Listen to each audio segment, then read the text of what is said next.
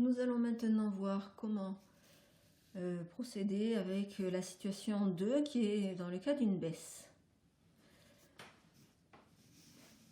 Alors pendant les soldes, tous les prix varient. Un écran d'ordinateur passe de 98 € à 63,70 €.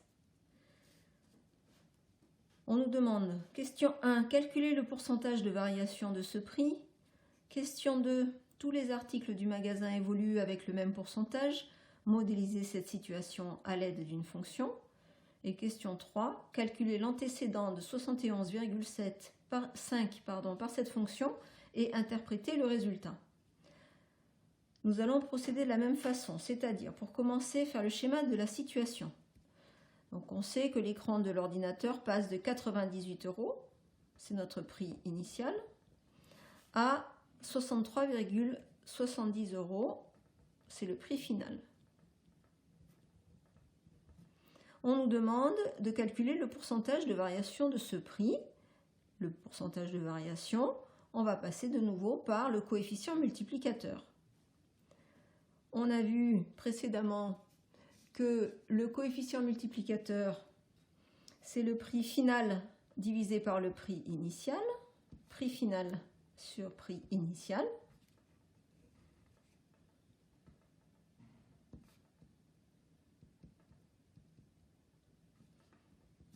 C'est donc égal au prix final de 63,70 € divisé par le prix initial de 98 €, ce qui fait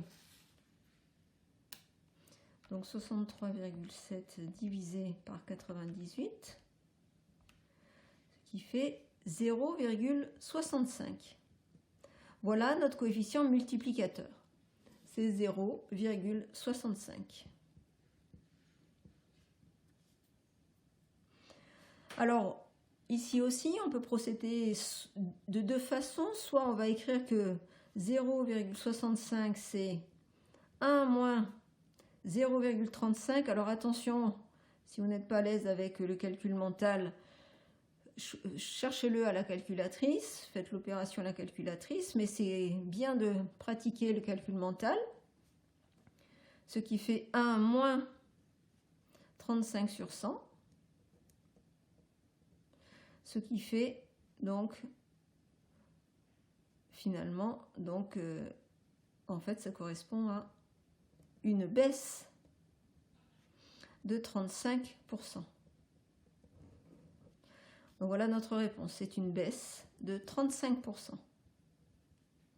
Alors, en fait, quand on voit ici un coefficient multiplicateur qui est compris entre 0 et 1, alors on sait qu'on a affaire à une baisse. Il y a donc une baisse. Alors quand on cherche le pourcentage, c'est deuxième méthode.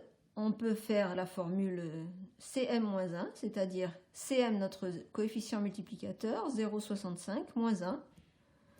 Et là, on le fait à la calculatrice, si on n'est pas sûr. Donc 0,65 moins 1. Et on obtient moins 0,35 directement. Donc ça, c'est égal à moins 35 sur 100. Ce qui fait moins 35%. Donc voilà la deuxième méthode pour déterminer notre pourcentage d'évolution. Question 2. On nous demande de modéliser cette situation à l'aide d'une fonction. C'est de nouveau une situation de proportionnalité dans laquelle tous les prix initiaux sont multipliés par notre coefficient multiplicateur 0,65. On peut donc la modéliser avec une fonction linéaire. Le coefficient directeur m, c'est notre coefficient multiplicateur, qui est de 0,65 cette fois-ci. D'accord, le voilà. Et donc notre fonction, c'est 0,65x. Alors je vais changer son nom, celle-ci je vais l'appeler g de x, pour ne pas avoir de confusion avec la situation précédente. Donc X est le prix initial et G de X c'est le prix final, après la baisse. Question 3, on nous demande de calculer l'antécédent de 71,5 par cette fonction et d'interpréter le résultat. Chercher l'antécédent d'un nombre, c'est trouver le nombre de départ, c'est-à-dire chercher le nombre x tel que f de x est égal à 71,5. Il faut résoudre cette équation en remplaçant l'expression donc de g de x par ce qu'on a défini ici, 0,65x égale 71,5. On divise les deux membres par 0,65, ça fait 71,5 divisé par 0,65.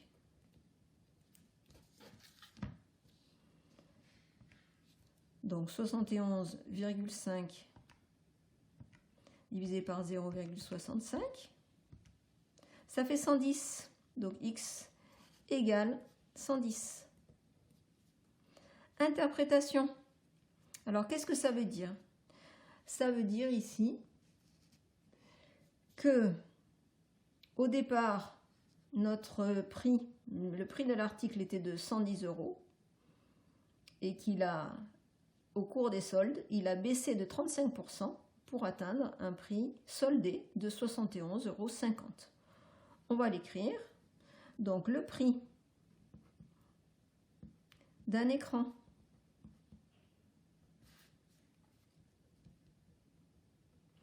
qui baisse de 35% passe